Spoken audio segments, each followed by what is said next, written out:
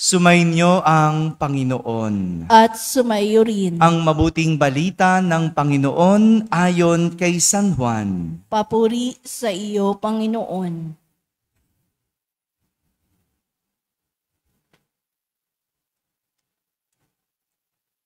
Noong panahong iyon, marami sa mga alagad ni Jesus ang nagsabi, "Mabigat na pananalita ito. Sino ang makatatanggap nito?" Alam ni Jesus na nagbubulong-bulungan ang kanyang mga alagad tungkol dito. Kaya't sinabi niya, "Dahil ba rito'y tatalikuran na ninyo ako? Gaano pa kaya kung makita ninyong umaakyat ang anak ng tao sa dati niyang kinaroroonan? Ang Espiritu ang nagbibigay buhay. Hindi ito magagawa ng laman. Ang mga salitang sinasabi ko sa inyo ay Espiritu at buhay. Ngunit may ilan sa inyong hindi nananalig sa akin. Sapagkat talastas ni Jesus buhat pa noong una kung sino-sino ang hindi nananalig sa Kanya at kung sino ang magkakanulo sa Kanya. Idinugtong pa niya, yan ang dahilan kaya ko sinabi na walang makalalapit sa akin malibang loobin ito ng Ama." Mula nooy, marami na sa kanyang mga alagad ang tumalikod at hindi na sumama sa kanya. Kaya't tinanong ni Jesus ang 12, "Ibig din ba ninyong umalis?" Sumagot si Simon Pedro, "Panginoon, kanino po kami pupunta? Nasa inyo ang salitang nagbibigay ng buhay na walang hanggan. Naniniwala kami at ngayoy natitiyak naming kayo ang banal ng Diyos." Mga kapatid, ang mabuting balita ng Panginoon. Pinupuri ka namin, Panginoong Jesucristo. Magsiupo po ang lahat at makinig sa humilya. Isang magandang umaga po sa inyong lahat. Magandang umaga rin sa mga nasa barangay na nakakapakinig ng ating banal na misa, sa lahat ng mga nasa tahanan na nagsisimba via online at sa lahat ng nasa abroad. Isang magandang araw po sa inyong lahat. Kasama kayo sa aming banal na pagdiriwang dito sa ating parokya. Marami ang hindi makaunawa sa mga pangaral at sinasabi ni Jesus na siya ang tinapay na nagbibigay buhay. Kung matatandaan natin, simula Lunes hanggang kahapon, 5 araw nating pinagnilayan ang mga salita ni Jesus na siya ang tinapay na nagbibigay buhay. Paulit-ulit, sinabi ni Jesus, siya ang tinapay na nagbibigay buhay. Kahit na ipinaliwanag na ni Jesus, marami pa din ang hindi nakaintindi. Marami pa din ang hindi nakaunawa. Sa bagay, no? Ang hirap naman maunawaan talaga kung ang isang pangaral ay puro lang salita. Hello? Diba? Mag-e-eleksyon na. Tama ba? Ang hirap maniwala kung puro salita. Yan. Pero ang dami sa atin, salita pa lang, naniniwala na. Meron niya ako napakinggan isang beses Sabi niya, ituloy natin ang laban na ito. Tulungan niyo ako sa laban na ito. Sa lublob ko, sino mang kalaban mo? Di wag ka nang lumaban. Diba? Laban mo yan, ba't mo kami dinadamay? Diba?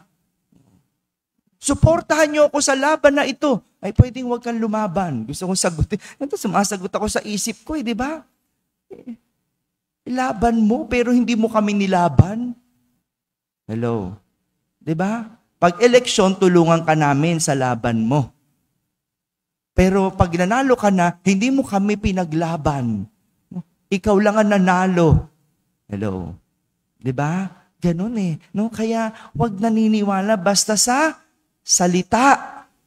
Pero si Jesus, hindi lang naman nagsalita. Hindi lang naman nangaral. Marami siyang pinakita. At bago siya nagsalita, pinakita muna niya. Bago niya sinabing siya ang tinapay na nagbibigay buhay, nagpakain muna siya. Nagpagaling ng maraming may sakit. Nagpalayas ng mga demonyo. Bumuhay ng mga patay. Nagpatawad na maraming kasalanan. Kumbaga, gawa muna bago salita. Pero kahit na ganon, yung mga tao hindi pa rin naniwala. Bakit? Hindi nila maunawa. Yung iba namang nakaunawa, hindi matanggap ito.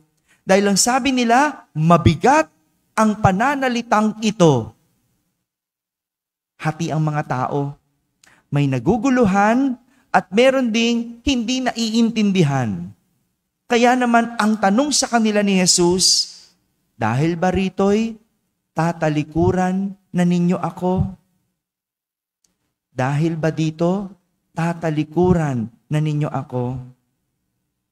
Kahit alam ni Jesus kung sino ang tatalikod at magkakanulo sa Kanya, ibinigay pa rin ni Jesus sa kanila ang pagpapasya. Ito po ang nakakalungkot na realidad ng buhay.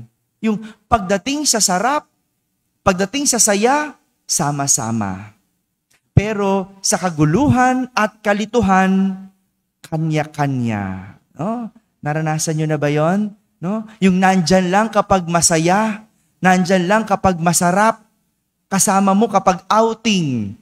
Pero pag hirap, trabaho, yan, kanya-kanya. Naranasan ko na din yan. No? Maraming beses, no? Kapag sarap, andyan. Pero pag trabaho na, hirap na, ayan, hindi mo sila makita. Kanya-kanya. No? Kaya nung ugali ng mga tao kay Jesus, noong sila'y napagaling, nung sila'y napakain, di ba? Ano nga sabi? Marami pa ang lumabis. Di ba? Sobra-sobrang pagkain. Sama-sama sila. Sama sila ng sama kay Jesus. Pero nung kalituhan, kaguluhan, at hindi na nila nauunawaan, iniwan na nila si Jesus. Sabi nga nila, ang buhay ay parang isang piging. Sabi nyo nga po, piging. Alam nyo ba yung piging? Salo-salo o isang party. No? Sabi nila, ang buhay ay isang piging. Ano ibig sabihin? Marami ang dadalo. Marami ang makikisalo. May maagang dadating at may mahuhuli. May makikitawa at may magbabahagi ng storya. Di ba ganyan sa piging, no? May bangka sa kwento, no? May bida-bida, no? Tawa ng tawa, nakikisaya. Ngunit sa huli, magkakatalo. Sa huli, magkakatalo. May aalis ng maaga at meron din namang mawawala na lang basta-basta. Pero mayroong pipiliing maiwan na tutulong magligpit at aayusin ang lahat ng nagulo. Di ba ganyan sa piging? Ang tanong, sino ka sa mga imbitado? Ikaw ba yung nandyan lang nung kasiyahan, pero nung uwian na, wala na? Nung ligpitan na, nung ayusan na, wala ka na? O mamaya, no? Meron tayong binyagang bayan. No? Meron tayong binyagang bayan. At meron tayong mga 47 na bibinyagan. No? Salamat naman, madadagdagan tayo ng mga bagong kaanib. At meron ding salo-salo. Sino kaya ang nandyan lang? Dahil may salo-salo. Pero nung oras ng trabaho, wala. Ayan ang magandang tanong. No? At yan din yung magandang paanyaya sa atin ngayon. Pagdating sa ating pananampalataya, pag humarap sa pagsubok at kaguluhan, sinong pinipili mo? Sinong pinipili mo? At ngayong darating na eleksyon, maganda rin tignan. Noong oras ng ating kaguluhan, sino ang pinili nila? Sino ang pinili nila? Tingnan mong mabuti bago ka mamili. Kasi ngayon, ikaw ang mamimili.